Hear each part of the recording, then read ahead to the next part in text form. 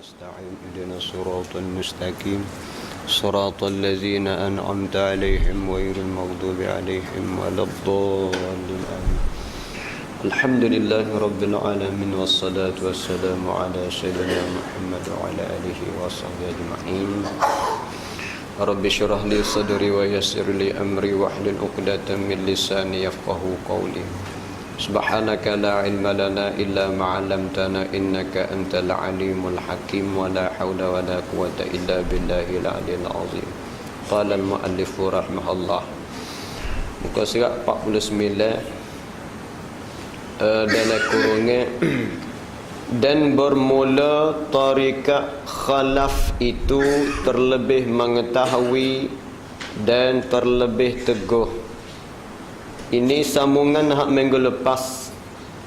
Minggu lepas Syekh As-Sanusi rahmatullah alaih menyebut kepada kita bahawasanya dalam ilmu usuluddin ada dua golongan.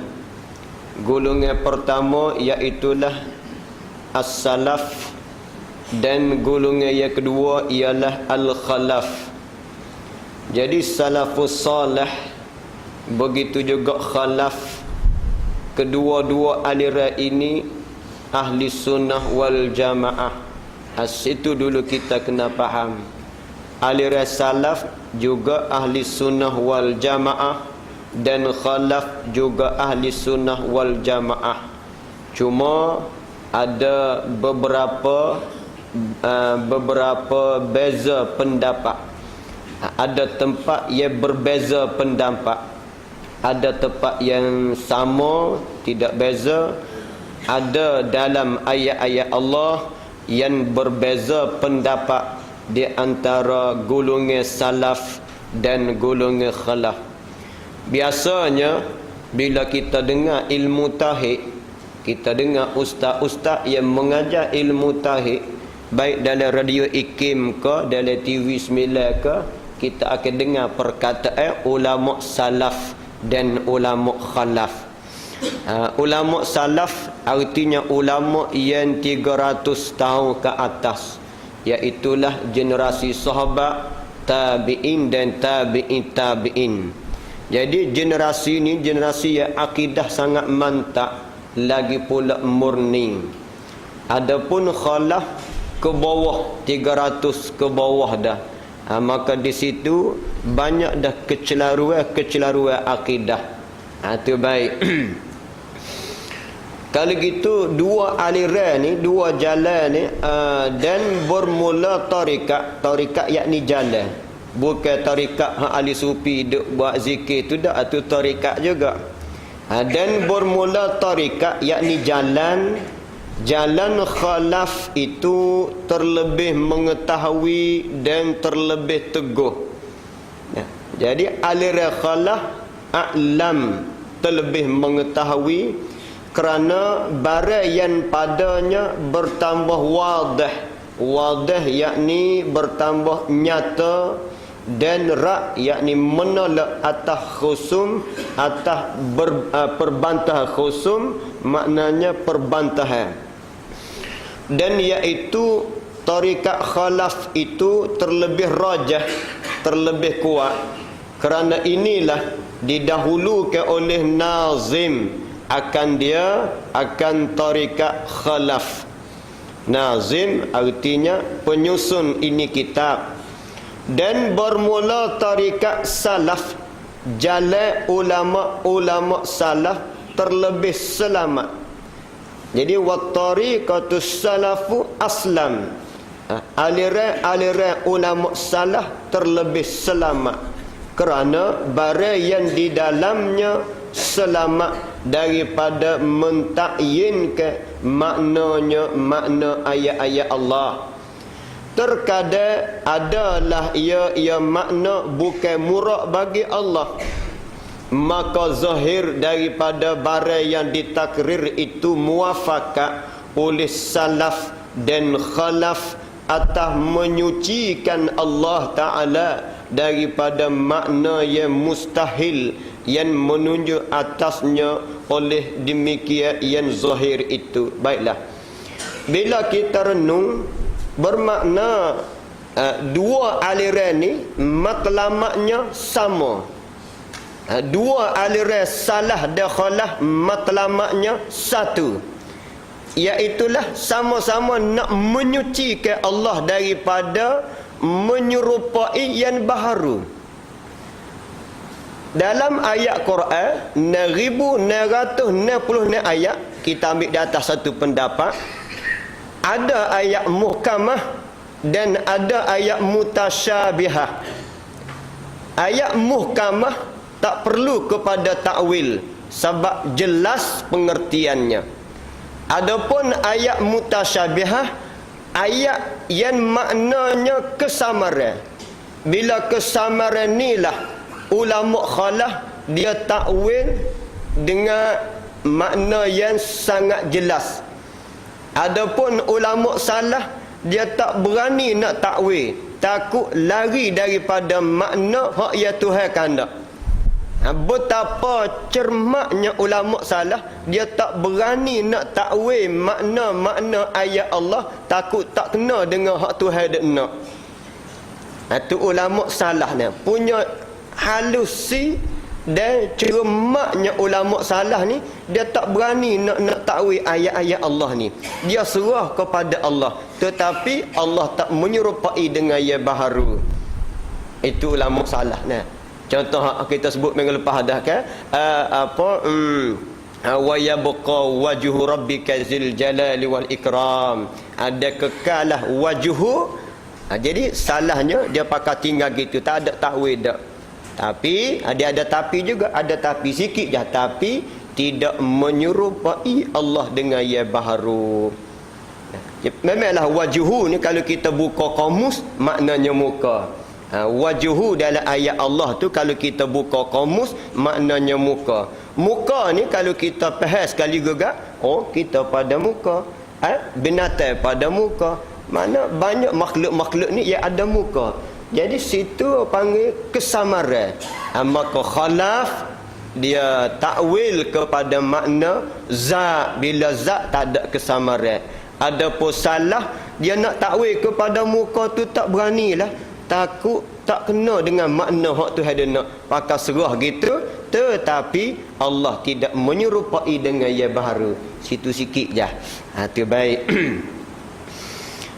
Habis itu. Dan atas takwil yang ijmal kerana bahawasanya mereka itu memalinkan oleh mereka itu ulama ni akan nas yang memberi waham itu daripada zahirnya yang mustahil atas Allah Ta'ala.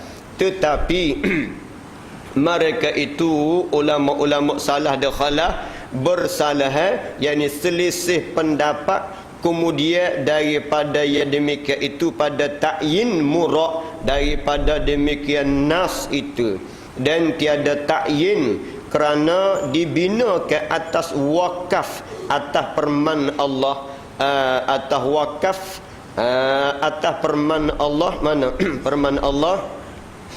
Warasikhuna fil ilmi. Ada ulama yang baca wakaf situ, warasikhuna fil ilmi.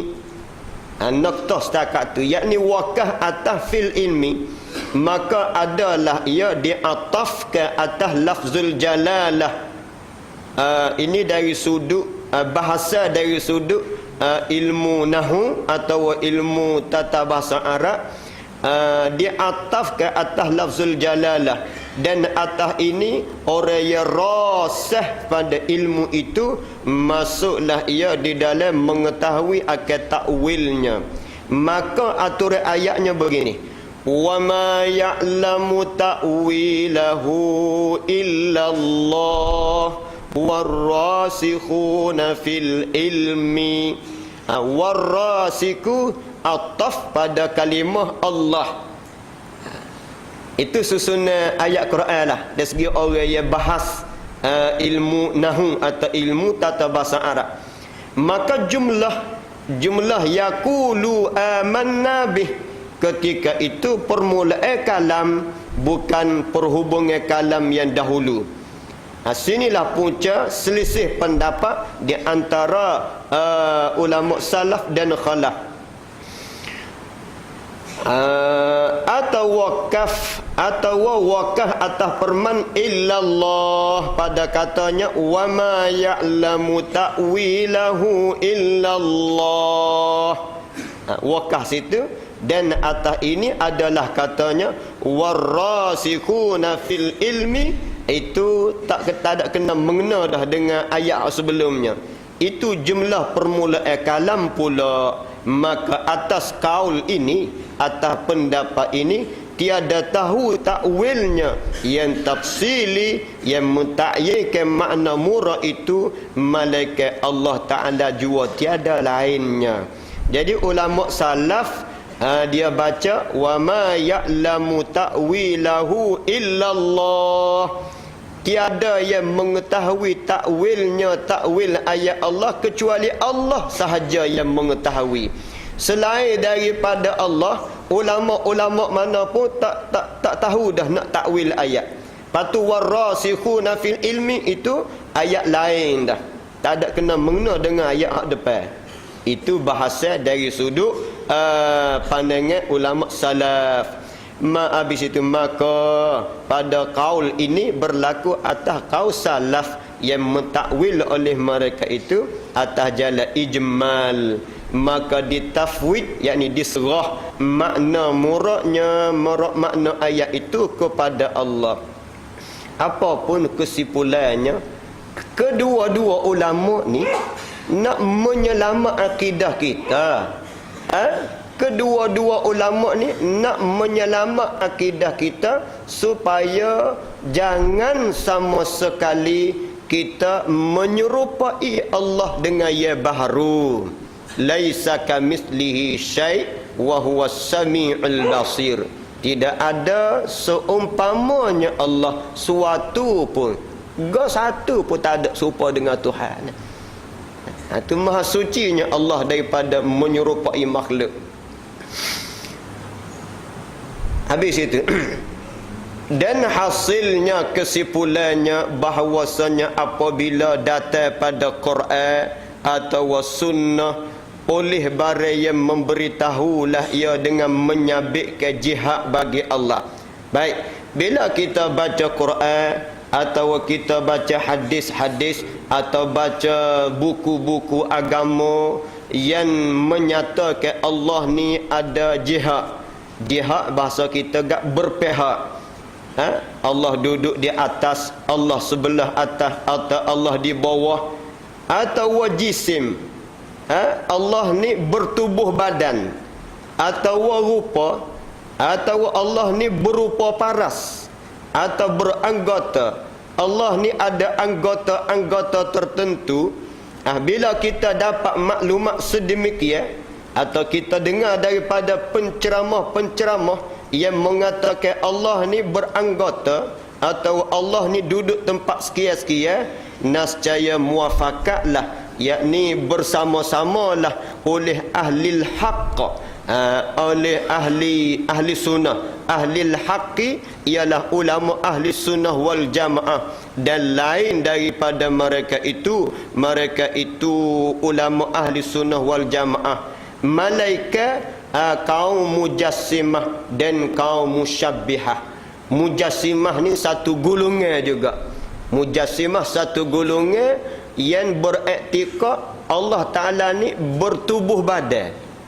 Ini kaum yang sesat lagi pula sesat ni. Sesat lagi menyesat. Dal lagi pula mudal. Dahlah dia sesat, dia menyesat orang pula. Jadi baiklah, ada satu puak yang berpegang Allah Ta'ala ni bertubuh badan, beranggota. Ini puak sesat. Dan satu laginya kaum musyabbihah. Musyabbihah ni satu golongan yang menyerupai Allah dengan yang baharu. Mungkin puak-puak ni pupuh di telah zaman dah berkali, tak ada dah. Ada timulan ni gak Syiah, tu je lah. Syiah, lepas tu Wahabi, apa tu ahli sunnah, Mu'tazilah pun jarang-jarang ada dah. Baik. Apa pun tak adakah mujassimah dan musyabbihah, ini akidah yang sesat membawa kepada kufur. Bermuafakat atas takwil, atas memalingkan makna asal kepada yang munasabah, yang diketahui yang demikian itu demikian Al-Quran dan As-Sunnah. Kerana wajib ditazih akan Allah Ta'ala daripada barang yang menunjuk ke atasnya oleh barang yang tersebut itu dengan sekira-kira zahir. Tengok ulama-ulama dulu, salah dan khalah ni dalam isu menyatu umat Islam, dalam isu menjaga akidah umat Islam, dia bersatu padu. Ulama salah keluar statement begini, khalah keluar statement begini. Tujuannya nak menyatukan akidah ummah dan nak menyelamatkan akidah ummah daripada syirik dan daripada syirik akan Allah dan menyerupai Allah. Sebab tu sepatutnya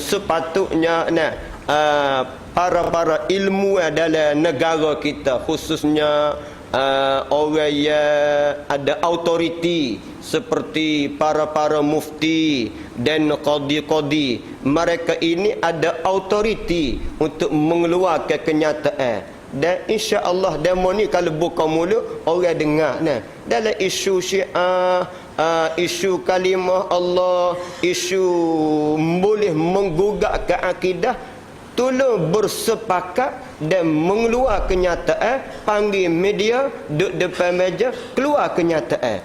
Tujuannya nak menyelamat akidah ummah.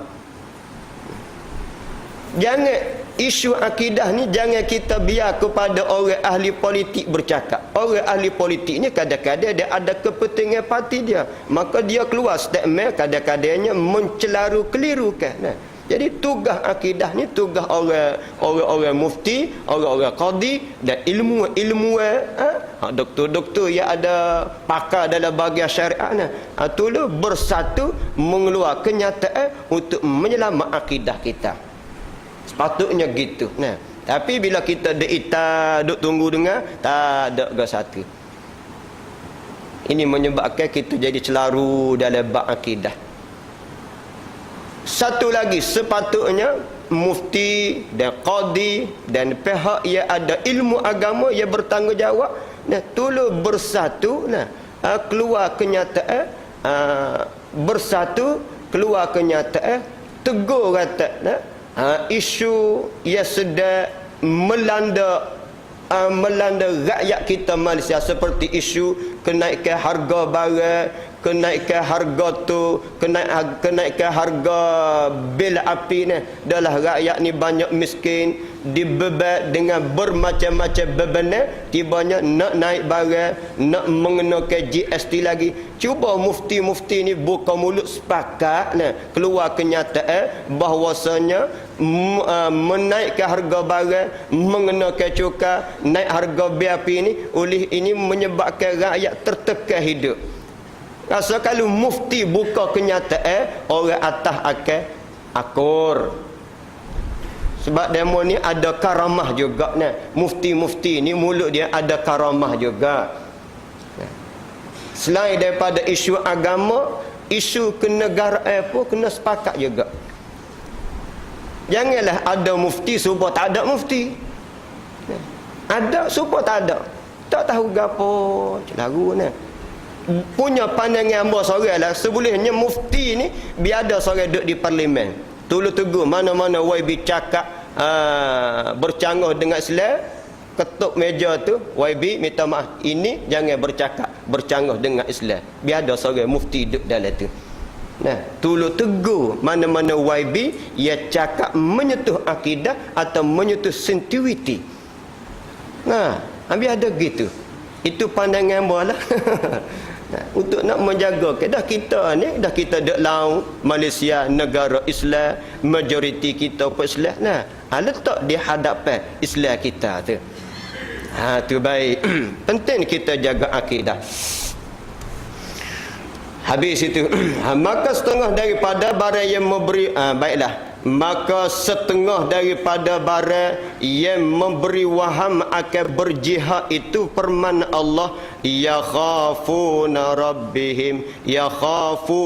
rabbahum min fawqihim. Ini salah satu daripada ayat yang ada mutasyabihah, yakhafuna rabbahum min fawqihim. Takutlah mereka itu akan Tuhan mereka itu min fawqihim, daripada atas. Tu fawqi maknanya atas. Maka ahli salafi berkatalah mereka itu ahli salaf atas. Maka berkata ahli salaf, ulama-ulama salaf, ulama kurun yang 300 ke atas, dia kata balas mana? Atas itu, atas hak terjemah daripada fauq.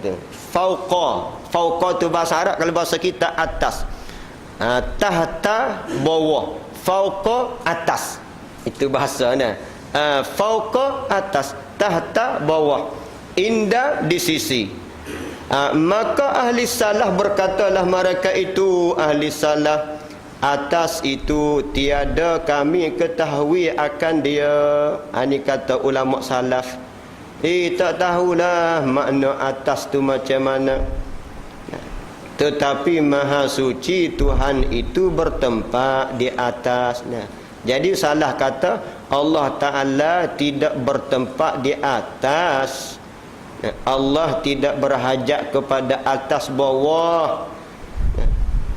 Yang duduk atas duduk bawah itu makhluk.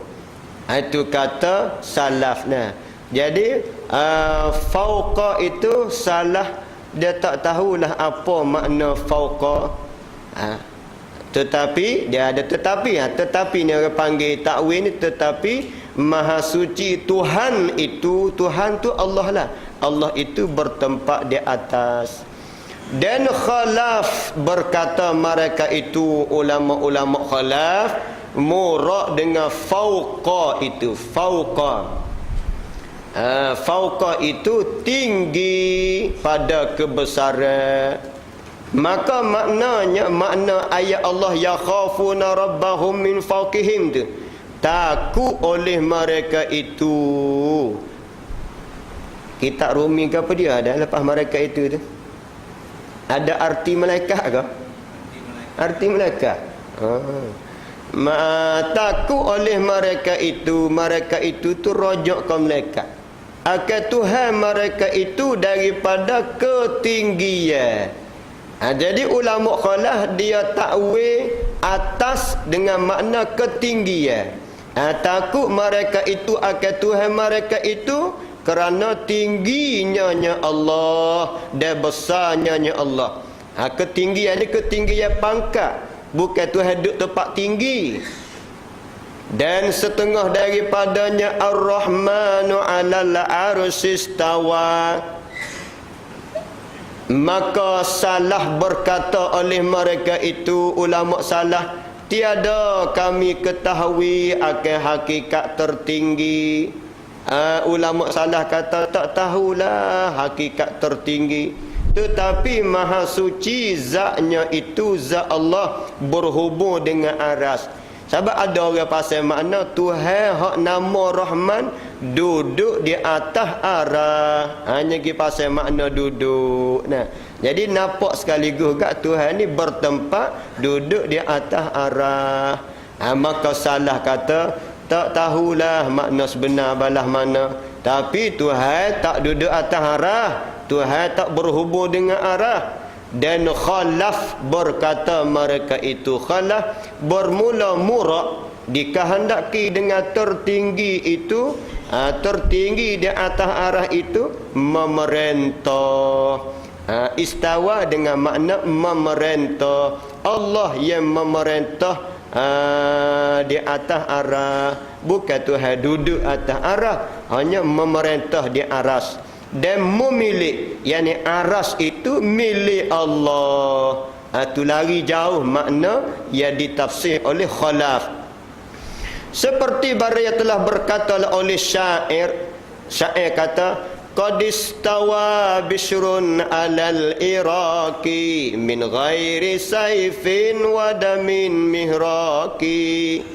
Qad istawa bishrun alal iraqi min ghairi sayfin wa damin mihraqi. Artinya sesungguhnya telah memerintahlah oleh Bishri. Bishru ni nama seorang raja atas negeri Iraq. Jadi peringkat dulunya di negeri Iraq, Baghdad sekarang lah, ada satu orang raja namanya Bishrun. Punya baiknya Bishru ni semasa meretah di negeri Iraq, tak pernah pun berlaku tumpah darah, tak pernah pun berlaku peperangan. Daripada ketiadaan pedan dan darah. Istawa dalam syair itu dengan makna memerintah, bukan dengan makna duduk dak. Telah memerintah oleh raja di negeri Iraq namanya Bishrun daripada ketiadaan pedan dan darah yang ditumpah, yakni dengan tiada perang, dengan tak ada perang dak. Habis itu. Dan bertanya oleh seorang laki-laki akan Imam Malik daripada ayat ini, ayat Ar-Rahmanu 'alal arsyistawa, maka tunduklah ia Imam Malik. Oh, di zaman Imam Malik pernah dah berlaku, pernah dah kecoh tentang ayat-ayat mutasyabihah ni. Bila orang tanya Imam Malik tentang ayat Ar-Rahman, Imam Malik tunduk sekejap, tak jawab selalu. Ni tengok orang alim dah. Bila tanya satu soalan, nak boleh ke jawab tu gak, tunduk dulu sekejap, fikir dulu nak jawab balas mana, baik jawab ke tak baik jawab. Ustaz lah ni wari sorak sebaku jawab belakang ni. Alim sungguh ni. Ikut ada alim semati nah. Tu lah ni. Tu zaman sekarang ada kadang-kadang sebar kertas pula nah. Ada masalah hubungi saya boleh jawab belakang masalah anda. Masalah agama, masalah rumah tangga. Ada. Masya-Allah nah. Tu baik. Dia begitulah nah. Orang yang ilmu banyak ni dia kecek sikit tapi makna sakit nah. Ada pun orang yang ilmu tak banyak, dia kecek sakit tapi makna sikit nah. Tengok Nabi sallallahu alaihi wasallam, Nabi kecek sepatah tapi makna sangat banyak. Manusia sekarang kecek banyak tapi nak pergi sebutir dua pun tak ada. Beza dengan Nabi sallallahu alaihi wasallam. Tu baik. Imam Malik ni bila orang tanya soalan, Imam Malik ni tok guru bagi Imam Syafi'i. Imam Syafi'i pernah berguru dengan Imam Malik. Tapi Syafi'i bukan mazhab sendiri, dia tak ikut Imam Malik. Tak ada masalah perbezaan mazhab. Baik. Bila orang tanya, maka tunduklah ia kepalanya pada satu ketika, kemudian berkatalah ia Imam Malik, bersamaan itu tiada majhul. Bersamaan mana? Tentang ayat Ar-Rahman 'alal arsyistawa tadi, Imam Malik jawab, kemudian berkatalah ia Imam Malik, bersama itu tiada majhul, maksudnya tiada diketahui, tak tahulah bersama balah mana, dan kaifiatnya itu tiada dapat diakal. Kaifiat Allah Ta'ala duduk ke balah mana ke tak ertilah, nak mikir tak boleh tu. Dan beriman dengan dia dengan ayat Ar-Rahman tu wajib. Beriman dengan ayat Ar-Rahman tu wajib, sebab itu ayat Quran. Dan bertanya daripadanya soalan tersebut itu bid'ah. Jangan duk tanya ayat-ayat mutasyabihah, jadi keliru orang. Dan tiada aku sangka akan dikahi penanya soalan malaikat sesat. Muni suka nak menyesat orang, tanya soalan-soalan sedemikian, maka menyuruh jauhlah ia laki-laki. Dengan dia Imam Malik, maka keluarlah ia laki-laki. Maka Imam Malik pun suruh laki-laki tadi keluar daripada medan ilmu. Kalau buat nak tanya masalah, nak tanya soalan untuk mengelirukan orang, Imam Malik tak suka selalu dah. Ini cermaknya ulama-ulama dulu. Dan telah bertanyalah oleh Zamakhsyari akan Ghazali daripada ayat ini. Syekh Zamakhsyari dia tanya Imam Ghazali tentang ayat tadi, ayat Ar-Rahman tu. Maka menjawablah ia akan dia dengan katanya, Imam Ghazali jawab, apabila mustahil bahawa engkau kenal akan diri engkau dengan kaifiatnya atau di mana tempatnya, maka betapa layak dengan kehambaan engkau itu bahawa engkau sifatnya Allah Ta'ala dengan di mana tempat, atau betapa perinya Allah padahal ia Allah maha suci daripada yang demikian itu. Baik, sebab itulah soalan-soalan Tuhan duk mana, itu soalan yang tak patut dikemukakan. Sebab Allah Ta'ala ni tak ada tempat. Kita nak tanya duk mana ni, sama-sama makhluk tak apalah. Dia mau duk mana tak je nampak. Nah, ada duk belakang sekali. Oh, mari juga duk belakang ni. Sama-sama kita boleh lah. Pergi sama pak orang ngajar. Duk mana tak nampak. Ada duk belakang kali ni. Cuba ubah tahun baru masuk 2014 dah. Kalau kita duduk pak mengajar suka duduk belakang, semua mari duduk depan lah kata. Ubah sempena 2014. Kalau semaya Jumaat tu gak nambah sama. Tikmel sudah dia tambah berhinam nambah ni. Bukan setakat makan je nambah, semaya pun nambah. Masuk tahun baru ni ubah lah kata dah. Sampai bila nak duduk takut lama kita ni. Berdoalah kita dengan Allah biar Allah beri tambah iman kepada kita. Iman ada dah, cuma dari segi tambah tak bertambah tu je. Kita ni beri iman dah, cumanya bertambah ke dak. Tu tepat ia jadi perlu kita muhasabah diri kita. Sebab itulah ulama kata iman ni tiga rangkaian. Satu, iqrar bil lisan, mengaku dengan lidah. Mubrimah. Cuba mengucap asyhadu an la ilaha illallah wa asyhadu anna Muhammadar Rasulullah. Zahir boleh mengucap Islam dah tu. Rangkaian keduanya mestilah membenar, maknanya kita aku apa yang kita sebut asyhadu an la ilaha illallah wa asyhadu anna Muhammadar Rasulullah. Ikrar kita tak ada Tuhan malaikat Allah dan Muhammad itu Rasulullah. Hati pun kena akui juga apa yang lidah sebut tadi. Yang ketiganya iaitulah beramal dengan anggota. Dah kamu mengucap dua kalimah syahadah, dah kamu mengaku Allah Tuhan kamu, Muhammad Rasulullah, maka kena laksana perintah-perintah Allah. Contoh semaya 5 waktu, pergi ke Mekah buat haji, waktu ambil zakat, mengaji fardu ain, tutup aurat. Tiga inilah baru sempurnanya iman dan Islam. Sekiranya saja kurang dari segi pelaksanaan ni kurang. Dari segi hati memang kita percaya kepada Allah. Dari segi lidah kita mengucap sama. Tetapi perbuatan ni tak ada. Semaya dak contoh, atau waktu ambil zakat, atau waktu tutup aurat, maka ini orang panggil mukmin yang fasik. Mukmin yang fasik iaitu mukmin yang tidak taat kepada Allah. Dia beriman saja je tapi tidak taat kepada Allah. Ini orang panggil mukmin yang fasik. Maka mukmin sebeginilah kita kena rawat. Semaya aja biar masuk hidayah, semaya aja biar terbuka hati, semaya aja biar lembut hati, semaya aja biar dapat taufik. Berdoa siang malam biar dapat taufik aja, biar dapat taufik hidayah dan taufik untuk melaksanakan ibadat kepada Allah. Itu dia nah. Baik. Jadi Imam Ghazali sendiri pun tak suka kalau kemuka soalan-soalan sedemikian yang menimbulkan syubhah. Dan setengah daripada barang yang memberi waham, yang memberi kesamaran berjisim itu permana Allah. Wajaa rabbuka, dan telah datang Tuhan engkau. Datang ni kita nampak sekaligus gak jalan kenjo.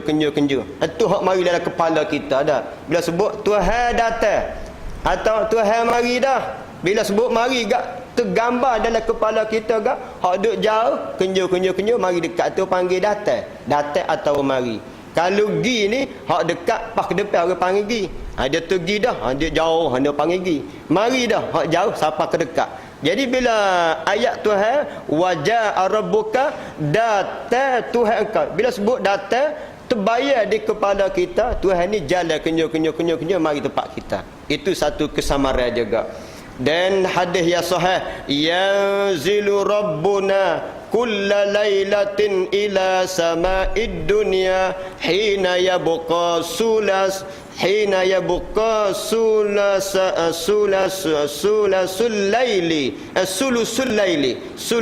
lailil akhiri wa yaqulu man yad'uni fastajib lahu man yas'alani fa'u'tiyahu man yastaghfiruni fa'aghfiru lahu. Artinya telah turun Tuhan kamu pada tiap-tiap malam kepada langit dunia pada ketika tinggal suluh malam. Suluh malam artinya sepertiga malam yang akhir. Dan firmanlah, ya Allah, barang siapa minta doa akan daku, maka aku perkenankan baginya. Barang siapa minta ya akan daku, nescaya aku beri akan dia. Barang siapa minta ampun ia akan daku, maka aku ampunkan baginya. Baik.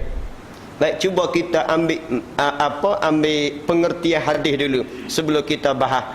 Pengertian hadisnya, Nabi kata Allah Taala turun tiap-tiap malam. Okey. Turun situ turun rahmat. Cuma apa kita nak ambilnya? Tiap-tiap malam ni doa kita diperkenan oleh Allah. Malam ni bagi tiga. Malam bagi tiga. 1/3 balik akhir, maknanya dekat nak subuh, lebih ke pukul 4 pagi, pukul 5 pagi. Masa tu Allah Ta'ala, Nabi kata, siapa yang berdoa Allah Ta'ala perkenan doa. Siapa yang minta apa-apa hajat Allah Ta'ala tuna hajat. Siapa yang beristighfar Allah Ta'ala ampun dosanya. Itu ambil makna hadis dulu. Seelok-eloknya malam ni jangan kita habisi dengan tidur. Sebab itulah hamba-hamba yang soleh dia akan bangun sebelum masuk waktu subuh. Ciri-ciri hamba yang soleh, dia akan bangun sebelum masuk waktu subuh. Dia semaya sunat sebelum subuh. Sebab masa sebelum subuh itu ada saatul ijabah. Bayangkanlah Allah beri peluang kepada kita tiap-tiap malam. Tiap-tiap malam ada saatul ijabah. Kalau mingguan hari Jumaat. Kalau harian tiap-tiap malam ujung dekat nak subuh tu. Sebab tu seboleh-boleh kita ni tidur awal, bangun awal.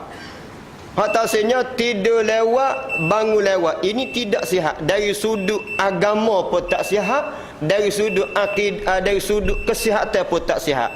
Tidur pukul 1 malam, bangun pukul 7 pagi. Bangun pula betul-betul tak semaya subuh. Bangun ambil baju pergi kerja. Bangun masuk dapur makan. Bangun pergi kedai kopi cari makan. Subuh tak semaya. Sopa lembu ayam itik. Dahlah kita tidur 8 jam tengok Tuhan dah. Tidur 8 jam tengok Tuhan, bangun-bangun pukul 7, pakai baju pergi kerja lalu dah. Subuh tak semaya, tengok Tuhan pula dah. Supaya binatang. Binatang bangun pagi pergi cari makan. Binatang bangun pagi cari rezeki. Mana ada binatang pergi masjid? Tak ada. Jadi kalaulah manusia bangun lepas subuh, tak semaya subuh, terus pergi cari rezeki, supaya binatang betul-betul. Sebab itulah kesihatan dia suruh kita tidur biar cukuplah 8 jam. Cuba kita perhati, ambil masa sikit ni. Lepas Isya dengan subuh ni berapa jam? Isya pukul 8, pukul 9, pukul 10, pukul 11, pukul 12, pukul 1, pukul 2, pukul 3, pukul 4, pukul 5, pukul 6. 11 jam nak boleh kau masuk subuh. Bermakna Allah Ta'ala suruh kita ni tidur, berhak dengan tidur. Dah siang hari kita duk guna tenaga cari rezeki, Allah Ta'ala pendek. Mengerik dengan Isya pendek. Kemudian Isya dengan subuh sangat panjang. Berapa tu? Untuk tidur, rehat ke tubuh badan. Ketibanya kita membazirkan membazir ke projek hak Tuhan beri suruh tidur banyak malam-malam ni nah. Kita pukul 12 baru nak tidur, pukul 1 baru nak tidur, disebabkan TV, disebabkan Facebook, kita tidur lewat. Ini tak bagus dari segi kesihatan. Tidurlah awal, bangun awal tak apa, bangun awal bagus. Sebab itulah orang yang nak berjaya dalam hidup, dia kena bangun belum subuh. Bahkan orang bukan Islam pun dia akan bangun belum subuh. Tengoklah orang yang bangun sebelum subuh, hidupnya berjaya. Sebab Nabi sebut pintu rezeki ni dibuka sebelah pagi. Itu baik. Jadi bangunlah tengah malam pukul 4 pagi ke, pukul 5 pagi ke, 5.30 ke, bangunlah sembahyang malam, berdoa. Nah, apa-apa hajat kita, apa-apa masalah kita, banyak mana dosa kita, kita curah di ketika dini hari mengadu kepada Allah. Allah perkenan permintaan kita. InsyaAllah akan datang kita bahas pula tentang hadis tersebut. Wallahu a'lam. Bismillahirrahmanirrahim. Allahumma anfa'na bima 'allamtana wa 'allimna ma yanfa'una warzuqna ilman yanfa'una. Allahumma faqihna fid din walhamdulillahi rabbil alamin. Lepas sembahyang Isyak malam ni ada Jumaah kita minta tulis sembahyang ajak. Jadi sama-samalah kita sembahyang ajak untuk dia dan untuk kita. Dan lepas tu kita ada sedia jamuan.